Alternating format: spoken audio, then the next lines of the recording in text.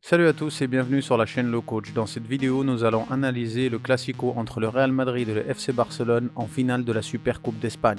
Le Real Madrid a donc réussi à remporter ce trophée contre son ennemi juré le FC Barcelone sur une écrasante victoire 4 buts à 1.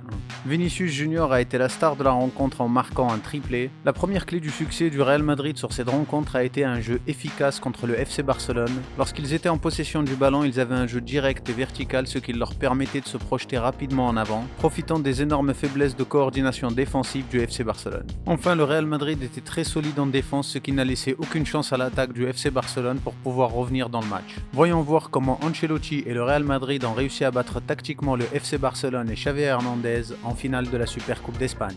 Le coach italien Carlo Ancelotti a mis en place un 4-4-2 avec deux changements majeurs par rapport à la demi-finale contre l'Atlético Madrid, avec la titularisation du gardien Lunin et la titularisation de Kroos à la place de Modric. Pour le reste de l'équipe, c'est la même chose, avec Mendy en tant qu'arrière gauche, Carvajal en tant qu'arrière droit et en défense centrale Nacho et Rudiger. Ensuite, un milieu en losange avec Kroos, Tchouaméni en 6 et Valverde sur le côté droit et Bellingham en 10. Et en attaque, on retrouve Vinicius et Rodrigo. De son côté, le coach espagnol Xavi Hernandez a mis en place un 4-2-3-1, Penna au but, Balde en tant qu'arrière gauche, Christensen et Koundé en défense centrale et Araujo en tant qu'arrière droit. Au milieu, on retrouve un double pivot avec Gundogan et De Jong devant la défense. Et plus haut, on retrouve Ferran Torres sur l'aile droite, Pedri en 10, Sergi Roberto sur l'aile gauche et Lewandowski en attaque. La titularisation de Toni Kroos en tant que métronome du jeu fournit des effets positifs, surtout dans les phases de possession du ballon. Grâce à sa capacité de distribution avec des passes longues, ce qui facilite la préparation du jeu du Real Madrid. Comme on le voit sur ses actions, c'est le joueur qui changera le jeu avec des diagonales pour contrer le pressing du FC Barcelone. Et en changeant de côté, il permet à ses coéquipiers d'attaquer sur l'aile libre.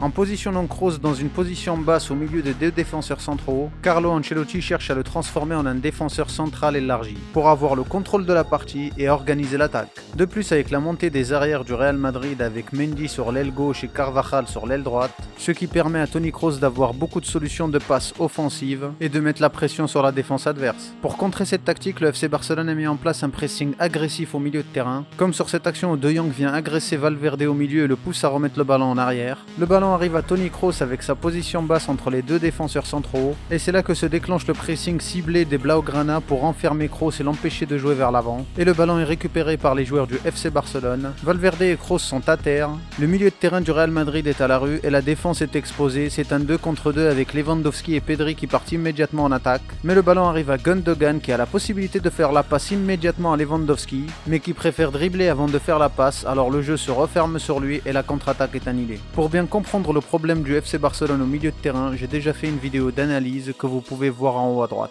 La dernière partie de la stratégie d'attaque du Real Madrid, avec la montée des arrières en attaque, alors les attaquants rentrent beaucoup plus dans l'axe. Comme on le voit sur l'aile gauche, Vinicius Junior rentre beaucoup plus dans l'axe pour attirer Araujo avec lui et laisser un espace important libre sur l'aile gauche pour faire leur Mendy. Sur l'aile droite, Carvajal rejoint Rodrigo en attaque. Tous les deux, ils alternent souvent les positions avec des mouvements opposés. À tour de rôle, ils permutent tous les deux entre l'aile et l'axe, ce qui apporte beaucoup de danger dans la surface de réparation adverse. Dans la vidéo précédente, j'ai parlé du plan et de la philosophie de jeu de Carlo Ancelotti, où son jeu tactique n'est pas basé sur un positionnement fixe des joueurs, mais sur le rôle et les fonctions de chaque poste, ce qui permet une rotation dynamique et fréquente de toutes les positions entre les joueurs du Real Madrid. C'est ce que l'on voit sur cette action avec la montée de Mendy en tant qu'ailier sur l'aile gauche, ce qui fait que le défenseur Araujo se retrouve entre deux attaquants, et c'est comme ça que vient le premier but du Real Madrid. Avec un jeu en triangle au milieu de terrain entre Kroos, Tchouaméni et Bellingham, Vinicius Junior se positionne dans l'axe, Mendy prend l'aile gauche, ce qui oblige le défenseur Blaugrana Araujo à s'écarter pour venir fermer un peu l'espace sur l'aile à Mendy. Avec les différentes combinaisons dans l'axe et la montée de Mendy sur l'aile gauche, le marquage individuel de Blaugrana est confus. Bellingham est seul entre les deux lignes pour recevoir le ballon, ce qui oblige le défenseur Christensen à sortir sur Bellingham. Avec Araujo qui couvre l'aile pour fermer les espaces à Mendy, Vinicius Junior lui se retrouve en 1 contre 1 avec Koundé avec un espace énorme dans le dos de la défense. L'espace est ouvert, Bellingham sert en profondeur Vinicius Junior.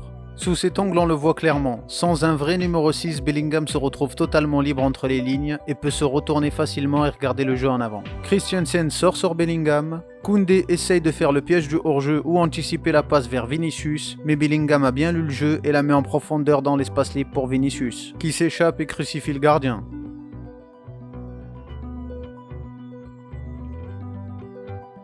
Très rapidement après le premier but, le Real Madrid marque le second but avec le même processus. On voit clairement la course de Rodrigo pour éviter le piège du hors-jeu avant de recevoir le ballon en profondeur dans le dos de la défense barcelonaise qui est très haute sur le terrain. Sous cet angle, on voit que le FC Barcelone joue très haut avec une ligne défensive très haut sur le terrain pour faire reculer le bloc adverse, mais qui n'est pas accompagné d'un pressing intensif et agressif sur le porteur du ballon de la part des attaquants blaugrana, ce qui transforme la défense barcelonaise en une cible facile pour les deux attaquants madrilènes, Rodrigo et Vinicius Junior, qui ont une vitesse phénoménale.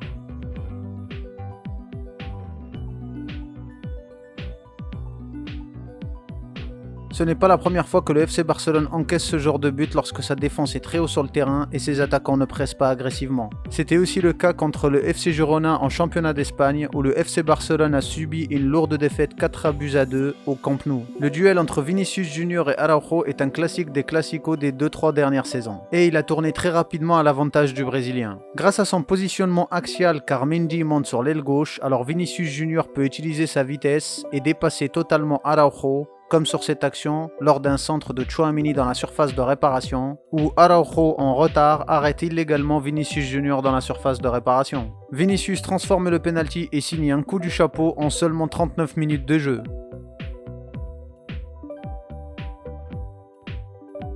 Sur la première faute sur Vinicius, Araujo écope d'un carton jaune, et en seconde période il est responsable d'un mauvais geste sur Vinicius pour lequel il écope d'un second carton jaune et donc d'un carton rouge. Il prendra la douche avant tout le monde. Sur les phases offensives, le FC Barcelone s'est retrouvé face à une défense très solide de la part du Real Madrid.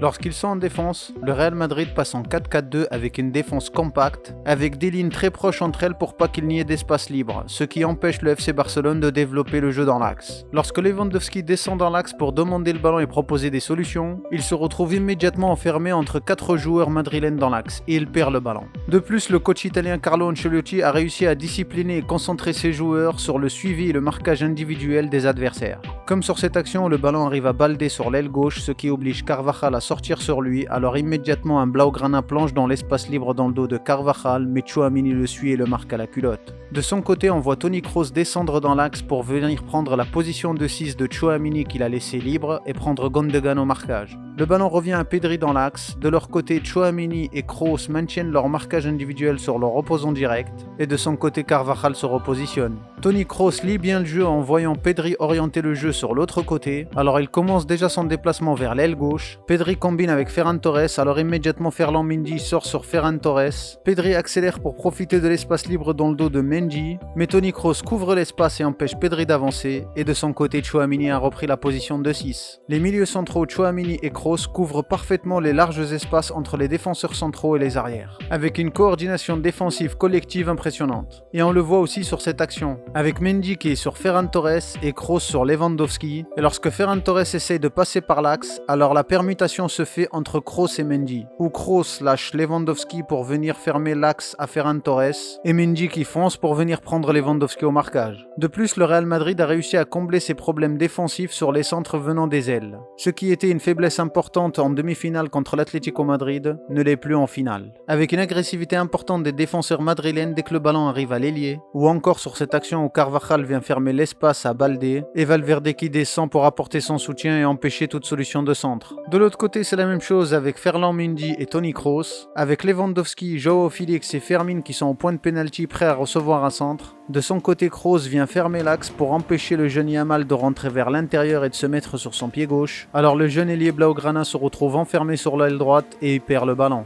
Malgré cette coordination collective défensive de la part du Real Madrid, le FC Barcelone arrive quand même à marquer un but, initié par un dribble de Gundogan à l'entrée de la surface de réparation adverse, qui attire le bloc défensif adverse, puis il sert Baldé qui centre immédiatement au point de pénalty. Le ballon est dégagé de la tête de Mendy dans l'axe, le ballon arrive à l'entrée de la surface de réparation vers Lewandowski qui est totalement seul. Lewandowski frappe le ballon et l'envoie au fond des filets.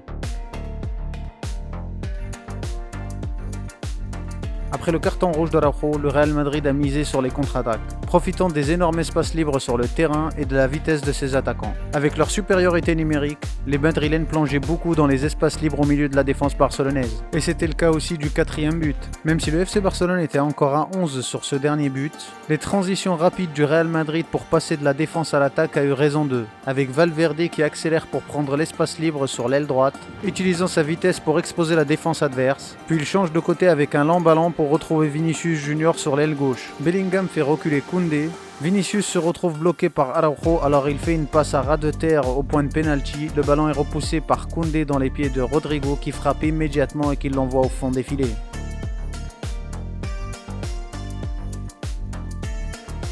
Le FC Barcelone est tombé en finale de la Supercoupe d'Espagne sur un score écrasant de 4-1, avec la position de Kroos en tant que métronome au milieu de la défense, avec la montée des arrières sur les ailes pour créer des combinaisons et des rotations, et une défense coordonnée collectivement. Le Real était tout simplement trop fort pour le FC Barcelone. Si le contenu vous a plu, n'hésitez pas à partager et à liker, c'est important pour la réussite de la chaîne, et moi je vous dis à dans une prochaine analyse et une prochaine vidéo. Ciao!